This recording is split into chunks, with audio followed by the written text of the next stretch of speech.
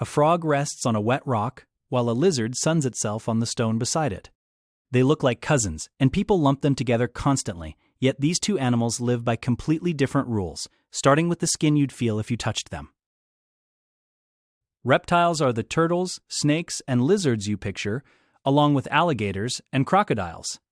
Their bodies are built for staying dry, and most spend their lives in places where a frog would quickly shrivel up. Amphibians cover a smaller, softer crowd: frogs, toads, and salamanders. They keep close to water or damp ground because their bodies depend on moisture, and stepping too far into the dry would cost them more than comfort. Put both groups together, and scientists call them herpetofauna, herps for short, and the field that studies them is herpetology. The shared label hints at how easily the two get confused, even by people who handle them for a living. The clearest line between them is the skin. Run a finger along a reptile and you meet dry, hard scales made of keratin, the same material as your fingernails. Some, like crocodiles, carry thick, bony plates called scutes. An amphibian feels nothing like that. Its skin is bare of scales and usually slick with a layer of mucus, a coating that holds in water and keeps the animal from drying out under the sun or wind. That difference goes deeper than texture. A reptile's scales seal it off, shielding it from many pollutants and toxins in the water, soil, and air, while an amphibian's thin skin soaks up whatever surrounds it, clean or not. Breathing splits them too. A reptile always pulls air through lungs, and even the ones that live in water, sea turtles, marine snakes, have to rise to the surface for a breath, since none of them ever grow gills. Amphibians live a more complicated story.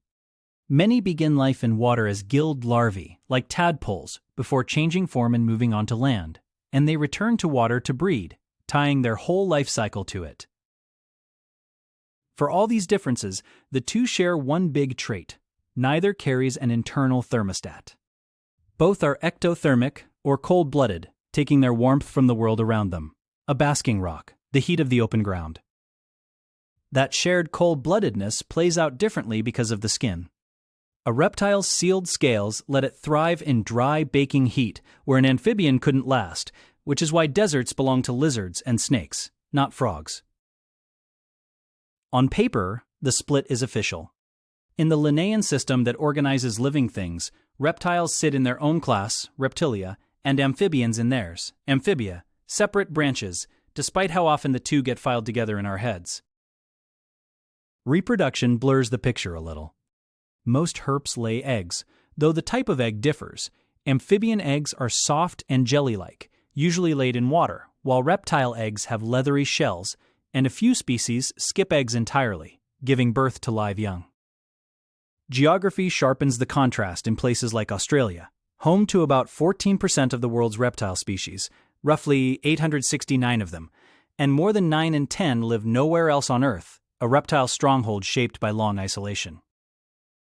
So the next time the two get muddled, remember the skin.